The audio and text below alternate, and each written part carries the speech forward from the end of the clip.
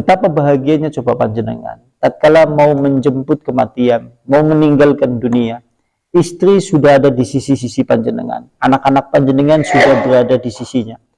Panjenengan pada saat itu fokus, ya Allah, ampunilah aku.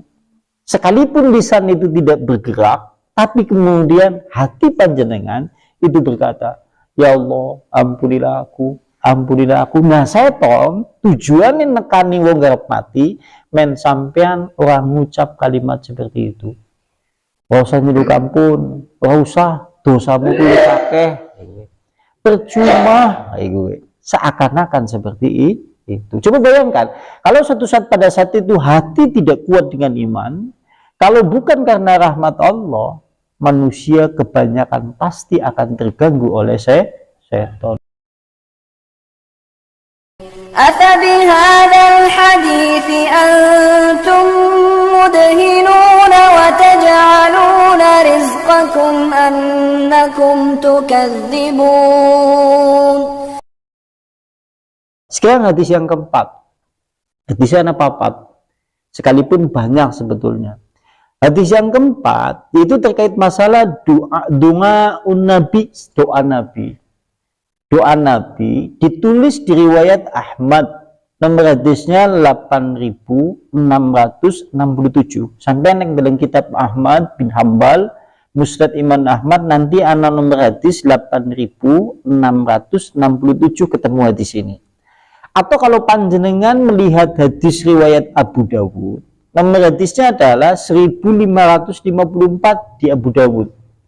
Hadis ini disohehkan oleh Nasiruddin Al-Albani. Nasiruddin Al-Albani adalah ulama zaman hidup saat ini yang dia mentahkik hadis. Mentahkik maksudnya adalah dia mensohehkan hadis itu apakah soheh, apakah lemah, apakah hasan. Ulama abad ini diantaranya adalah Nasiruddin Al-Albani. Menurut beliau, hadis ini adalah sohih terkait masalah doa Nabi. Doa Nabi diantaranya adalah Rasulullah bersabda dalam doanya, wa a'udzubika, ya Allah aku berlindung kepadamu. Bisa didetekna nang sampean ngudonga-donga. Allahumma a'udzubika, ya Allah aku berlindung kepadamu, yaitu ayyatahobbatoni, yaitu bahwasannya akan menyesatkan diriku siapa? Asyaitonu, seton. Ya Allah aku berlindung kepadamu dari setan yang menyesatkan diriku ngindal mauti, tatkala menjemput kematian. Langsung spesifik hadis ini, doa yang diajarkan oleh Rasulullah. Berarti doanya Allahumma a'udzubika ayatahobbatani syaitanu ngindal mauti. Ya Allah aku berlindung kepadamu dari kehadiran setan yang menyesatkan diriku tatkala kemudian menjemput kematian. Ini juga nek bisa yang gondong bentina supados kula panjenengan sedaya dadi tiyang ingkang selamat, karena siji-sijine senjatane wong mukmin diantarane ya doa. Mulane demong nak ad-du'a'u silahul mukmin. Doa itu adalah senjatanya orang beriman. Wah, Masya Allah ya. Nah, sekarang penjelasannya. Penjelasan doa tadi. Penjelasannya dijelaskan oleh Al-Khattabi. Al-Khattabi menjelaskan doa Rasulullah tadi. Doa Rasulullah kan, ya Allah, aku berlindung kepadamu dari kehadiran setan yang menyesatkan aku tatkala di sisi kematian. Terus hadis itu dijelaskan oleh Al-Khattabi. Penjelasannya cukup penting. Al-Khattabi menjelaskan, isti'adatuhu alaihi wassalatu wassalam, yaitu Rasulullah meminta perlindungan di dalam doa itu dari kedatangan setan menyesatkan manusia di sisi kematiannya. Di antaranya bentuknya adalah ayastauliyan alaihi asyaiton. Yang bentuk pertama adalah setan mengganggu manusia tatkala mau meninggal. Bentuk pertama, setan hadir. Nah, ngapa kemudian setan itu hadir? Yang pertama adalah mengganggu kepada manusia yang mau meninggal itu. yaitu nginda mufariqatihi ad-dunya, yaitu dia mengganggu apabila dia hendak berpisah dari dunia. Yang pertama diganggu sampean karena sampean terakhir garap tepat waktunya untuk meninggalkan dunia.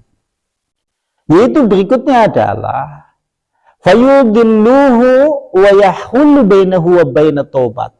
Yang kedua bentuknya adalah bentuk gangguan setan. Bentuk yang kedua menghalangi antara hamba yang mau meninggal itu dengan Allah, yaitu dengan taubat. Maksudnya setan datang hadir ngalang-ngalangi sampean men sampean ora taubat. Pikirannya diganggu, mananya diganggu, men sampean ora njaluk ampun. Gue. Betapa bahagianya coba panjenengan tatkala mau menjemput kematian, mau meninggalkan dunia. Istri sudah ada di sisi-sisi panjenengan, anak-anak panjenengan sudah berada di sisinya. Panjenengan pada saat itu fokus, ya Allah, ampunilah aku. Sekalipun lisan itu tidak bergerak, tapi kemudian hati panjenengan itu berkata, ya Allah, ampunilah aku, ampunilah aku. Nah, setan tujuannya nekani wong garap mati, men sampean orang ngucap kalimat seperti itu.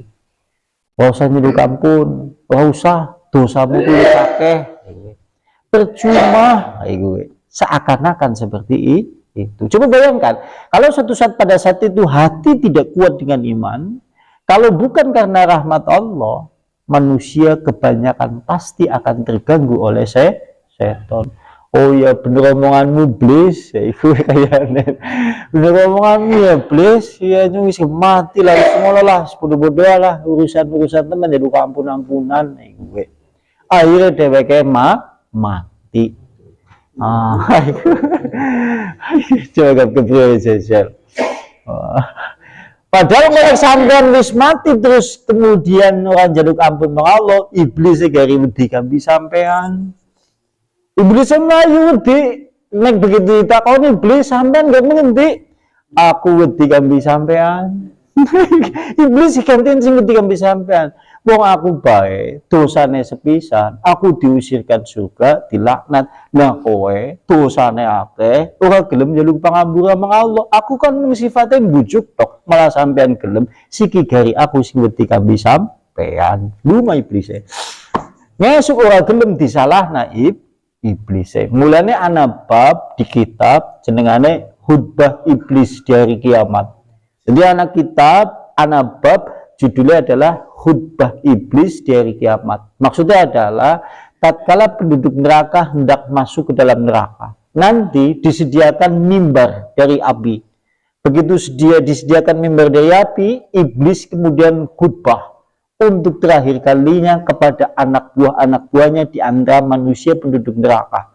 Khutbah di antaranya isine men sampean-sampean atau orang yang penduduk neraka men tambah macoke, tambah sedih, tambah nyesale, tambah penderitaannya. Maka diawali oleh khutbah iblis, diabadikan di dalam Al-Quran. Warna seperti itu khutbah iblis. Ngene khutbah nang mimbar api. Naudzubillahi min dzalik. Dan kembali ke sini. Jadi yang kedua tujuannya sampean tujuannya men dialangi orang jaluk ampun maring Allah. Yang ketiga yaitu ayyangukuhu nan islahi sa'nihi wa huruji min madlamati takunu kibali.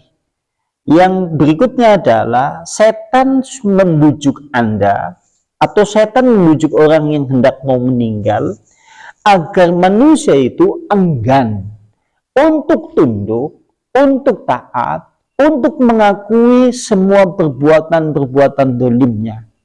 Dan sehingga dia akan berusaha kemudian menjadikan manusia itu putus asa. Oh, berikutnya adalah sampean dibujuk kepriwe carane men sampean enggan ngakoni dosa. Padahal nek sampean ngakoni dosa-dosa, misal jenengan garep ninggal, ya Allah nyong beno pernah ora sholat nganti tahun-tahunan, aku ya pernah ora puasa, ya Allah sampean garep ninggal seperti itu, masya Allah. Tapi setan iblis ora terima kepriwe carane men sampean orang rentek nang mana di pikiran Anda dan tidak mengucapkan kalimat yang semisal seperti itu. Mulane disimpang simpang. Kalau nek nang alam dunia ki kepenak digoda nang iblis, apa mending posisi nek garep mati. Wong nek isi waras iki be kepenak dadi pasukane iblis, apa mending esuk nek garep mati, wong jenengane wong mati ki lagi susah iku. Wah, lebih kepenak mending. Kemudian berikutnya, yang keempat, wa yu'ayyisuhum min rahmatillahi ta'ala. Yang keempat adalah setan atau iblis menjadikan dia putus asa dari rahmat Allah Subhanahu wa taala. Padahal mau kan diomong nang hadis sebelumnya, Allah bakal ngampuni dosa-dosa sampean semuanya. Asal sampean gelem jadi kampun. Iku tok jenenge kan. Tapi tatkala mau meninggal, setan mungkin bujuk kambi orang yang mau meninggal bagaimana menciptakan suasana hati dan kondisi pikiran manusia supaya dia putus asa dari rahmat Allah. Putus asa dari rahmat Allah, ke wong akeh dosa-dosane, akeh kesalahane, ning nang setan digawe pikiran kambi alam pemikiran dan kemudian gerakan hatinya supaya dia tidak mengakui, tidak memohon ampun kepada Allah Subhanahu wa taala. Sehingga dia putus asa kambi rahmat Allah. Contoh bentuk kalimat kepenak yang putus asa, lah yang memang nyatane ora tau salat. Aku nyatane ora tau Islam, mau njaluk ampun ora ampun pada bae wis lah mati ora apa-apa sisan wis lah iku. Digawe pikiran begitu ditalkin la ilaha illallah metu kebiasaan sing biasa. Nanti kan ada bab tersendiri, bab yang menjelaskan tentang sul khotimah. Karena orang yang mau meninggal nanti hadir kebiasaan yang dia lakukan. Mulanya ana nang kitab ini kita disebutna ana wong ditalkin malah menyebutkan nama-nama jenis minuman keras. Paribasan kul la ilaha illallah cipak. La ilaha illallah disolase coba. Nanti menyebutkan nama-nama sebut. Sampai ulama-ulama yang menjenguknya itu heran. Karena apa wong iku? Oh, karena kebiasaan iki minum minuman keras. Sing senengane lengger ya kayak jogetan. Sing senengane bek la ilaha illallah ya kayak bek. Begitu ditalkin seperti itu karena nanti orang tatkala ditalkin muncul kebiasaan panjenengan. Sampean biasanya ngaji, ditalkin ya kayak ngaji. La ilaha illallah ya kepenak. La ilaha illallah. Tapi ya buh nek ngajine kambingan antum.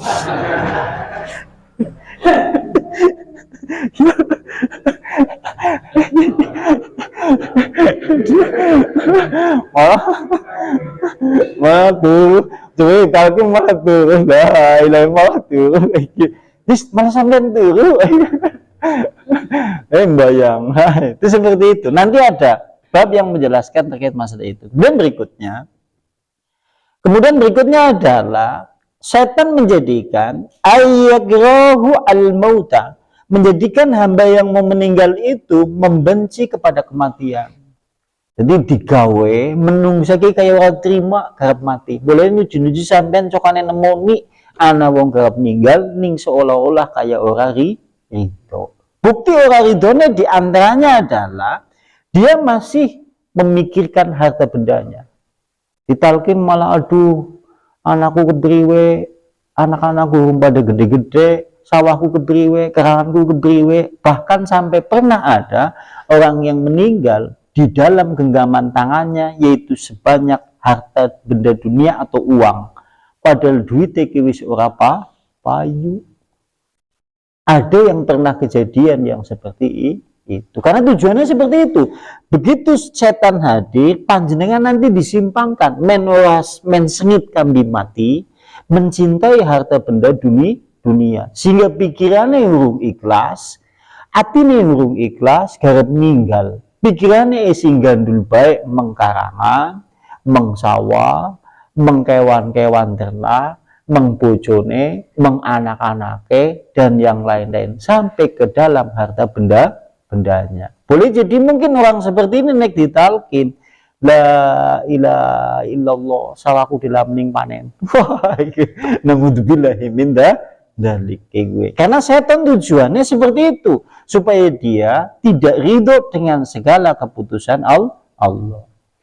Tujuannya setan membuat seperti itu, tujuannya nanti supaya hamba itu meninggal, dia dalam keadaan ditutup dengan akhir hidup yang jelek.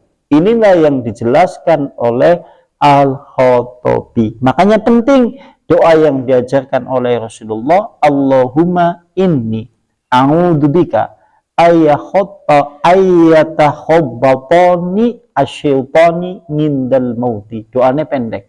Ya Allah, aku berlindung kepadamu dengan kehadiran setan yang menyesatkan diriku tatkala menjemput kepada kematian.